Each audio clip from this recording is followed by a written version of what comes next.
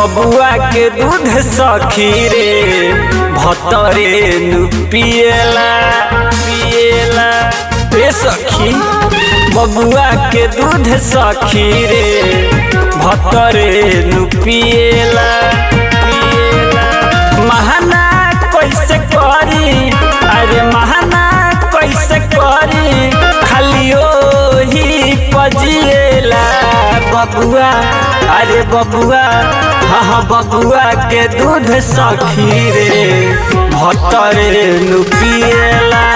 बबुआ के दूध सखी रे भतरे नु पिएला।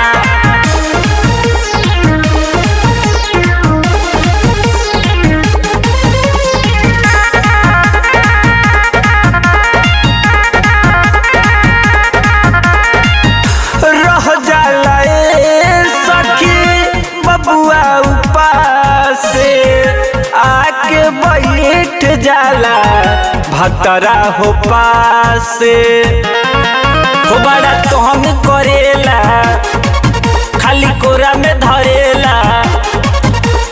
नया नया रोज अरे नया रोज खाली बेला जसिएला बबुआ अरे बबुआ हाँ बबुआ के दूध सखी रे भतरे नु पिएला। बबुआ के दूध सखी रे भतरे नु पिएला।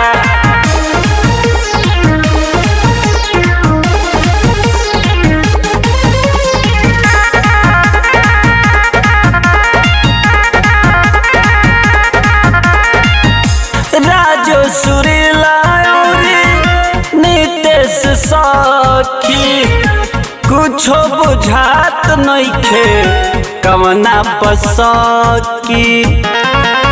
बड़ी जिद करेला खाली फेरा में रहेला।